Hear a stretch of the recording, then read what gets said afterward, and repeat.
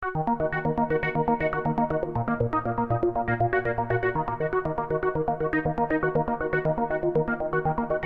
Pruitt has been a friend of Phil's for about 5 years, but he told me that it's felt a lot longer than that.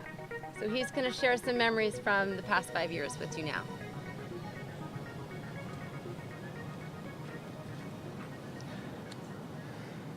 Hello, my name's Mike. Like Christine said, I've only known Phil for a short time, and I'm jealous of all the stories that I missed out by not knowing him longer. We bonded really quickly, and like everyone else has said, I got the I love you, man, I love you so much, usually after the second or third shot. And this has been really difficult because I lost a really good friend. I lost a brother. And I lost a soulmate. We shared a lot of passions for different things. I was able to go with Phil and get him addicted to target shooting. And I started off with a little gun, and next thing you know, he had a vast arsenal. Because Phil didn't do anything half-assed. He wouldn't just stick his big toe in the water. He would jump in head first. And that would just showed his passion. And he was such a smart individual that where for me, it's scary to take things apart and put them back together because I used to have a pile of springs and God knows what all sitting next to the thing I just took apart. Phil could just do it blindfolded, backwards and forwards, because he was so intelligent and so smart.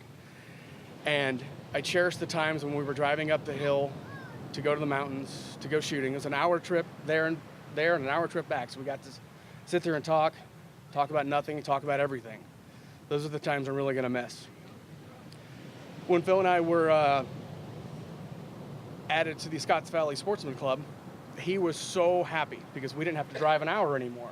We had to drive 10 minutes. And he was literally there every day once we got our membership badges. He was just like a 6'4" child.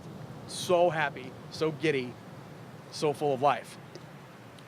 Like Gabe was saying, there are a lot of things that Phil was really good at, which is most things he ever did. But I was able to be able to beat him at one thing. We were in Vegas last year for New Year's, and he wanted to learn how to play craps.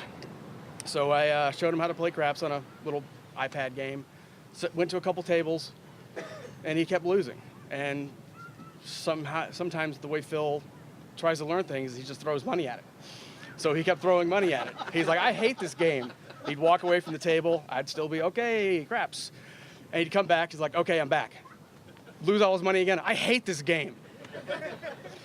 And that's just Phil. He couldn't figure out the randomness of the dice because it's something he couldn't wrap his head around.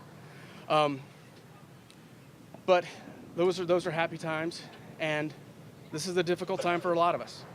Everyone here knew Phil, and this is a very tough day.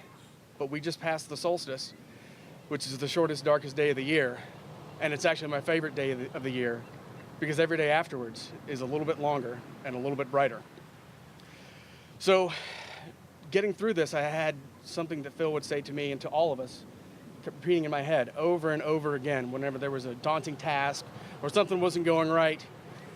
He would always say, "Fear not, fair maiden," and just charge ahead and do it himself. So honestly, for the past so many days, when I've been sad and I've missed my really dear friend, the thoughts of "Fear not, fair maiden" just come right into my head. And it doesn't make everything better, but it's comforting that he would just be like, "Fear not, fair maiden." And I miss my friend, and I love you all. Thank you.